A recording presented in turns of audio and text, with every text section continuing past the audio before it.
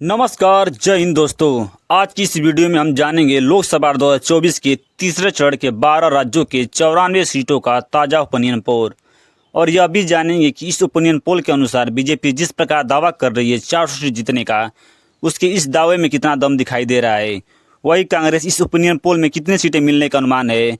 चलिए अब जानते हैं इस तीसरे चरण के ओपिनियन पोल में किसको कितनी सीट मिलने का अनुमान है।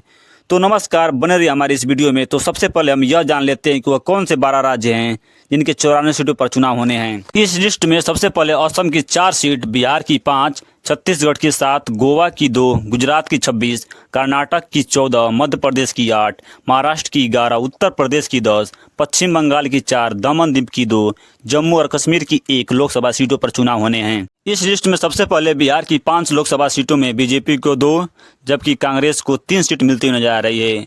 वहीं अदर को कोई सीट नहीं मिल रहा है। इस तरह से बिहार की 5 सीटों में कांग्रेस बढ़त की स्थिति में दिख रही है। इस तरह से अब अगला स्टेट छत्तीसगढ़ है। छत्तीसगढ़ की 7 सीटों में बीजेपी को 3, वहीं कांग्रेस को 4 सीट मिलती हुई नजर आ रही है। वहीं अदर को कोई सीट नहीं मिल रही है। इस तरह से छत्तीसगढ़ में कांग्रेस मजबूत स्थिति में है। इस तरह से गोवा की 2 सीटों में बीजेपी को 1 और कांग्रेस को भी 1 सीट मिलती हुई नजर आ रही है, क्योंकि यहाँ बीजेपी और कांग्रेस में कांटे की टक्कर दिखाई दे रहा है। वहीं अदर को कोई सीट नहीं मिल रही है। इस तरह से गुजरात की 26 सीटों में बीजेपी को 22 सीट, वहीं कांग्रेस को 4 सीट मिलती हुई नजर आ रही है। अदर को कोई सीट नहीं मिल रहा है, क्योंकि यहाँ बीजेपी एक अच्छे प्रदर्शन के साथ उभर रही है।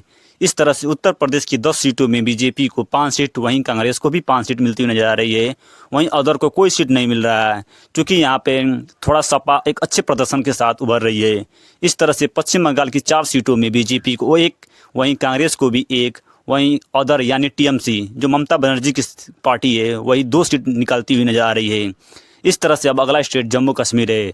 जम्मू कश्मीर की 1 सीट में बीजेपी को कोई सीट नहीं, जबकि कांग्रेस को 1 सीट मिलता हुआ नजर आ रहा है। वहीं अदर को 0-0 सीट से संतोष करना पड़ रहा है। इस तरह से दादर और दमन दीव में 2 सीटों में बीजेपी को कोई सीट नहीं, वहीं कांग्रेस को 2 सीट मिलती हुई नजर आ रही है। इस तरह से असम की 4 सीटों में बीजेपी को 1 सीट, वहीं कांग्रेस को 2 सीट और अदर को 1 सीट मिल रहा है। इस तरह से असम में कांग्रेस थोड़ी सी मजबूत स्थिति में दिख रही है। इस तरह से महाराष्ट्र की 11 सीटों में बीजेपी को 2 सीट, वहीं कांग्रेस को 9 सीट मिलती हुई नजर आ रही है, जबकि अदर को कोई सीट नहीं, क्योंकि यहाँ महाराष्ट्र में कांग्रेस थोड़ी एक अच्छे प्रदर्शन के साथ उभर रही है। इस तरह से मध्य प्रदेश की 8 सीटों में बीजेपी को 4 सीट, वहीं कांग्रेस को 4 सीट, जबकि अदर को कोई सीट नहीं। यहाँ बीजेपी और कांग्रेस में कांटे की टक्कर दिखाई दे रही है।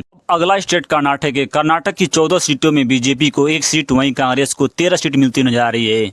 इस तरह से कांग्रेस थोड़ा दक्षिण भारत में अच्छा प्रदर्शन कर रही है।